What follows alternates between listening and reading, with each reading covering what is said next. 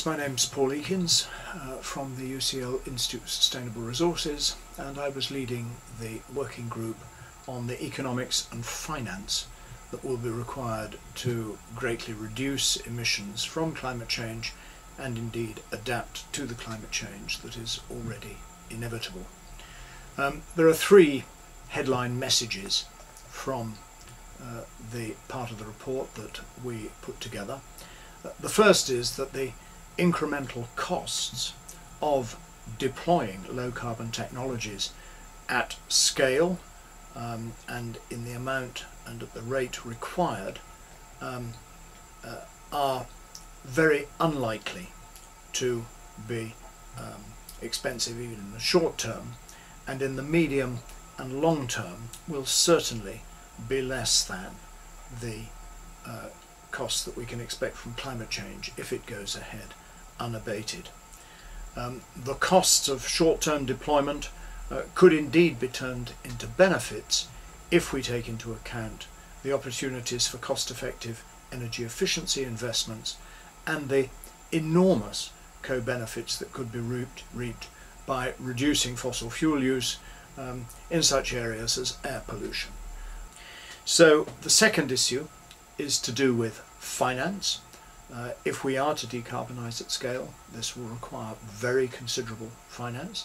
The good news is that the finance is available, and that what it requires in order to be deployed in the quantities that is required is credible public policy. And by credible, I mean specific instruments and measures that will ensure that these low carbon technologies get the long-term returns which they need.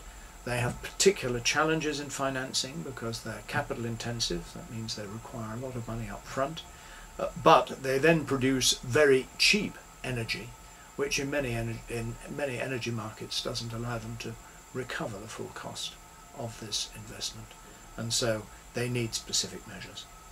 And the third area relates to the need for these credible policy measures. The measures need to be in three particular categories. The first is carbon pricing, and every commentator suggests that that's necessary. A number of countries already have carbon pricing mechanisms, but they need to spread much more widely and they need to become more stringent.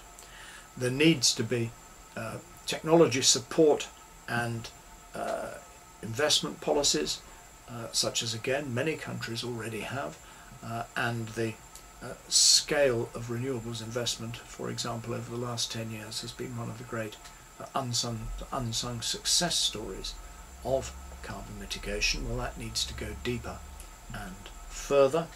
And then third, we need policies for engagement and indeed regulation in order to encourage energy consumers to consume energy more efficiently, and indeed to realise the cost-effective opportunities for energy efficiency that many studies have shown to be available.